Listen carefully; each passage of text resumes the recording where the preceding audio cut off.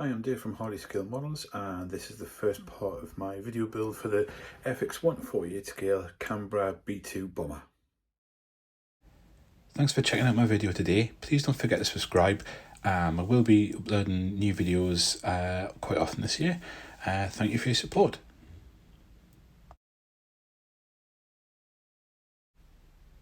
So we started the build with the normal sort of cockpit construction, just getting all the cockpit parts off the sprue, sanded down, got rid of all the rough edges, and then started pulling everything together.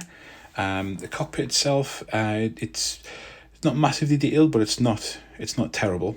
As you can see here, once you put all the pieces together, there's quite a few details on the display panels and things like that.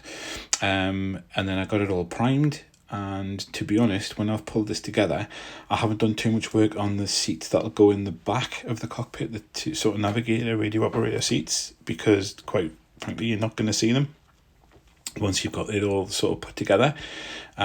So because the sort of overall black cockpits of these aircraft at the time is very monotone, so doing a little bit of painting here, just doing some dry brushing with some very dark grey, just as a slight contrast onto the controls themselves. Get as much of the paint off the brush as you can, and then just brush across, and this is the effect I was looking for, just a little bit of highlight and a little bit of depth to the cockpit. So I've continued the dry brushing inside the cockpit itself. Again, you won't see a huge amount of this, but it does just break up that black, flat black background, which isn't very realistic.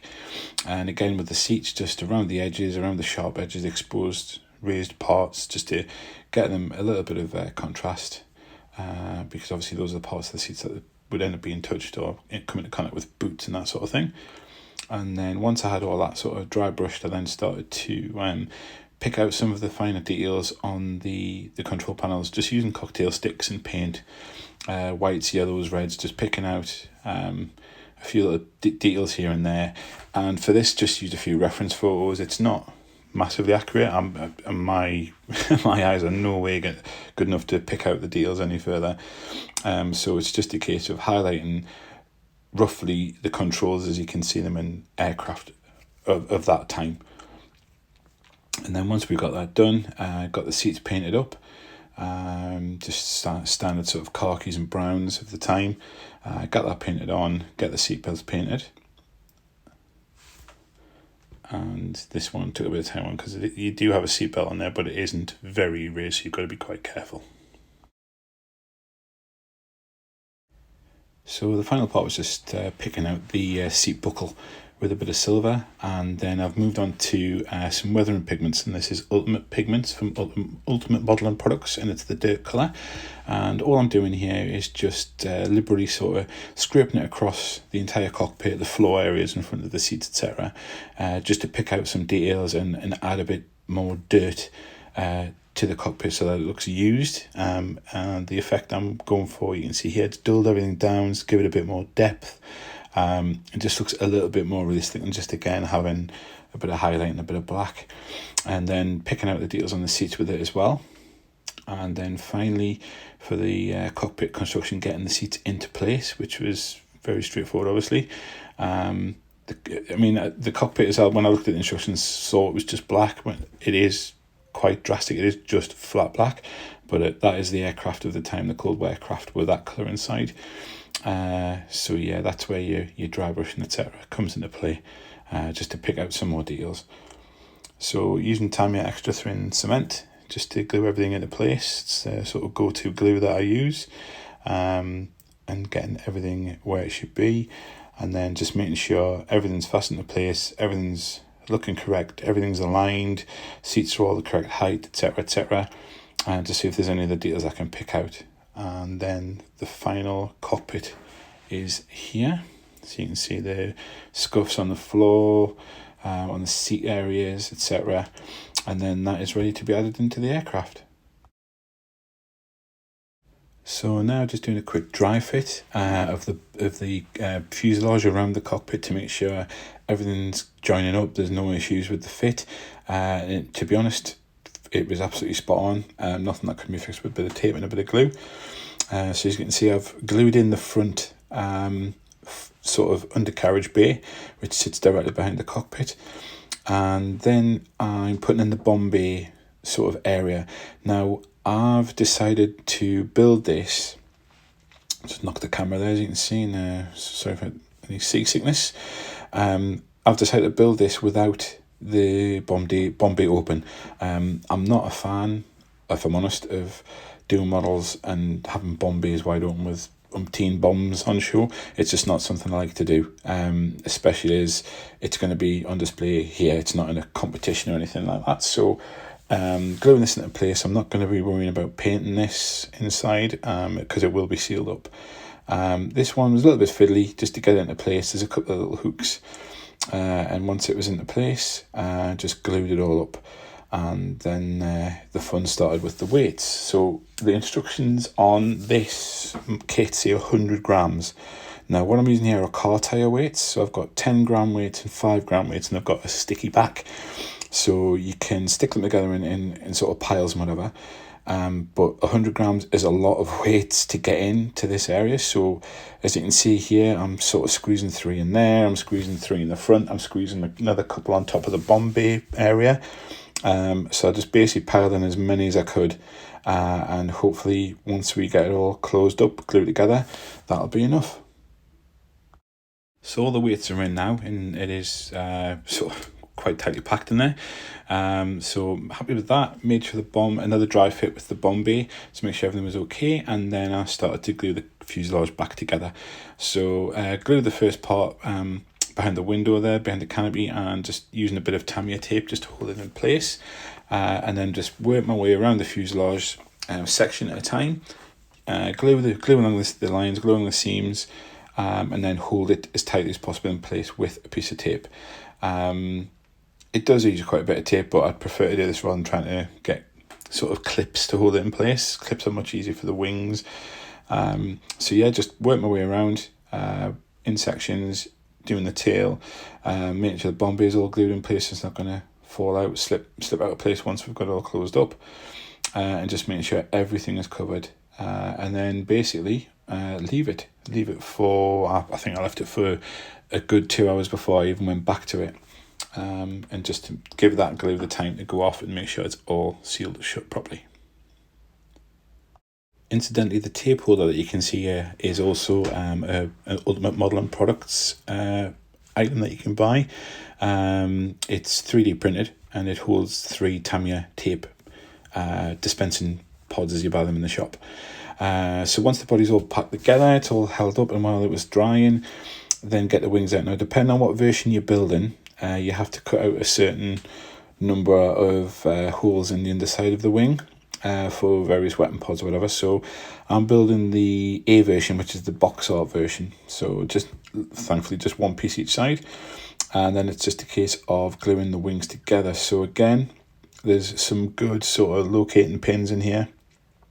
So I've wet those first with the glue, drop the bottom on, and then I'm going to work my way around again, make sure the seams are all glued up, and just use some tape and some clips to hold them in position until I'm ready to take it off and sand down all the edges. So you can see, yeah, just work my way around, tape for most of it, and then on those larger sections at the back, I'm just using some clips.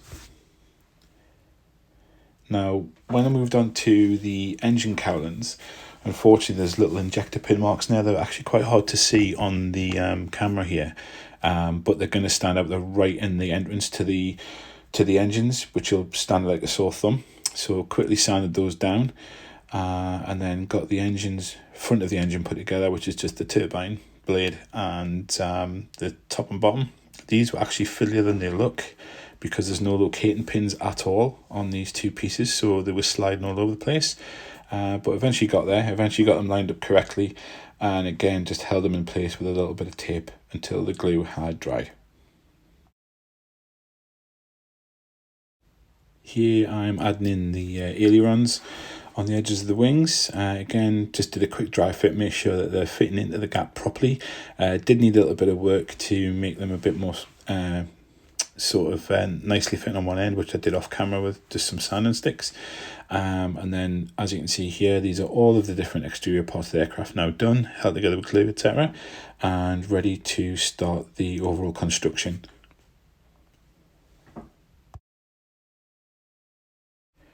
So now I need to move on and cover the joining seams. There are quite a lot to work on. Obviously, you've got the main seam down the top and the bottom full length of the fuselage, which you can see there, which we needed to work on. Did sand it down before I put any filler on it. I'm using Tamiya white putty for this. But yeah, needed to get quite a bit on the engine cowlings, etc. And then started working my way around again. After, I think I left the putty at least half a day just to properly sort of go off and harden. So yeah, then worked my way around with various sanding sticks and sponges, and just dust everywhere, absolutely covered. You can see the state of my hands there. Literally had to, when I was finished, have to move everything away and clean down the desk. It was just literally covered in white dust. And as you can see there, just finishing off with a buffer. Another Ultimate modelling product, which is a buffer. So you've got a blue buffer side, and then the blue 12,000 side and the white buffer side, and then make sure that the engine cowlings fit into place. These were quite fiddly. These needed a little bit of work just to make them fit plumb. They really were like sort of jumping out. One was too small, one was way too big, one was very slightly too big. So a little bit of work, and then once I'm happy with the fit, just glue those into place. And the same for the rear of the engines. As you can see here, they're only going one way. So again, the fit wasn't fantastic. I had to do a little bit of work here to get these to fit, which you can see just off camera there. But once these were sorted out, got them all fitting nicely, everything glued into place, and we're ready to get the wings on the aircraft.